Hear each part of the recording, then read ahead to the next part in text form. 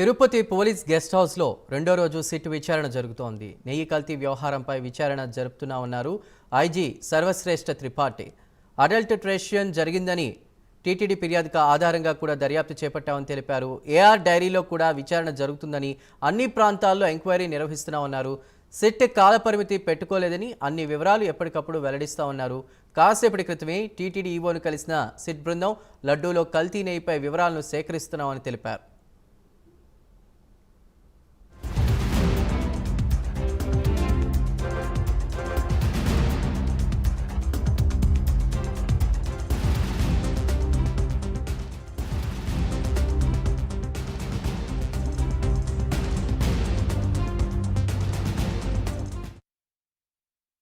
Tirupati east police స్టేషన్లో register అయిన case number 470/24కి investigation కోసం సిట్ ఏర్పాటు చేయడం జరిగింది. దాని పరంగా మనం నిన్న ఇక్కడ వచ్చాము. వచ్చినాక మన సిట్ కమిటీతో ఒక మీటింగ్ జరిగింది. మీటింగ్ తర్వాత కేస్ డైరీకి మనం తీసుకున్నాను, రిక్విజిషన్ ఇచ్చాము. అండ్ ది సేమ్ టైం మన ఐఓ కూడా అపాయింట్మెంట్ చేశాము. ఫర్దర్ దాంట్లో కేసులో స్టడీ చేస్తూ డిఫరెంట్ టీమ్స్ మనం డిఫరెంట్ ప్లేస్లో కోసం ఇన్వెస్టిగేషన్ కోసం మనం పంపిస్తాము. దానికోసం మన యాక్షన్ ప్లాన్ ఇప్పుడు మనం తయారు చేస్తున్నాను. సార్, ఏ ఆస్పెక్ట్స్ మీద ఈ సిట్ ప్రోబ్ ఉంటుంది? స్పెసిఫిక్ ఆస్పెక్ట్స్ మీరు ఏమైనా బ్రీఫ్ చేయగలరు? సిట్లో కంప్లైంట్ మనకేం వచ్చింది ఏఆర్ డైరీలో, దాంట్లో కల్తీ నెయ్యి గురించి, దీని గురించి వేరియస్ ఆస్పెక్ట్లో అన్ని కోణాలతో ఏం జరిగింది, ఎలా జరిగింది మనం టీం ఫామ్ చేస్తూ ప్రతి ఒక్క సబ్జెక్ట్ మీద మనం దర్యాప్తు చేస్తాము. టైంలో మనం ఇనిషియల్ స్టేజ్లో మనం వచ్చాము, విచారిస్తున్నాను. టైం టు టైం మీకు ఏం ఫర్దర్ ఇన్ఫర్మేషన్ ఉంటే మీకు ఇచ్చేస్తాం. Thank you. నేను చెప్పాను కదా, అన్ని కోణాల మీద మనం చేస్తాము, మాట్లాడతాము. ఓకే.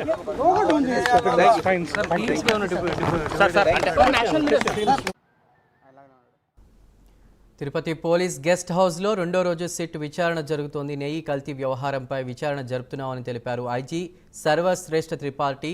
దీనికి సంబంధించిన అప్డేట్స్ అందించడానికి మా ప్రతినిధి హరిబాబు తిరుపతి నుంచి సిద్ధంగా ఉన్నారు. హరిబాబు, టీటీడీలో కల్తీ నెయ్యి అంశానికి సంబంధించి రాష్ట్ర ప్రభుత్వంతో పాటు టీటీడీ కూడా తనకు సంబంధించిన సమగ్ర వివరాలను బహిర్గతం చేసింది. అయితే ప్రభుత్వం దీని వెనకాల కుట్రకోణం దాగి ఉందన్న కారణంతో పూర్తి స్థాయిలో విచారణకు ఆదేశిస్తూ ప్రత్యేక దర్యాప్తు బృందాన్ని కూడా ఏర్పాటు చేయడం జరిగింది. ఈ ప్రత్యేక దర్యాప్తు బృందం సర్వశ్రేష్ఠ ఐజీ సర్వశ్రేష్ఠ త్రిపాఠి నేతృత్వంలో దర్యాప్తు ప్రారంభించింది. నిన్న తిరుపతికి చేరుకున్న ఈ బృందం ఈ రోజు ఉదయం వరకు గెస్ట్ హౌస్ లోని టీటీడీ ఈ అంశానికి సంబంధించిన అన్ని కాగితాలను, ఫైల్స్ అన్నింటినీ తెప్పించుకొని పరిశీలించడం జరిగింది.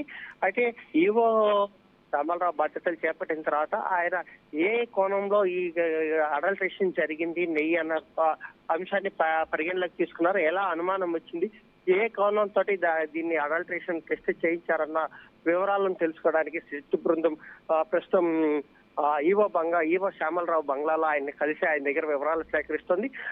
ఈవో నుంచి దానికి సంబంధించిన వివరాలన్నీ తీసుకున్న తర్వాత క్షేత్రస్థాయిలో దర్యాప్తుకి పూర్తి స్థాయిలో రంగం సిద్ధం చేసుకున్నారు. ఇప్పటికీ రెండు బృందాలుగా విడిపోవాలని చెప్పని పూర్తి స్థాయిలో ఒక నిర్ణయానికి అయితే వచ్చినట్టు తెలుస్తోంది.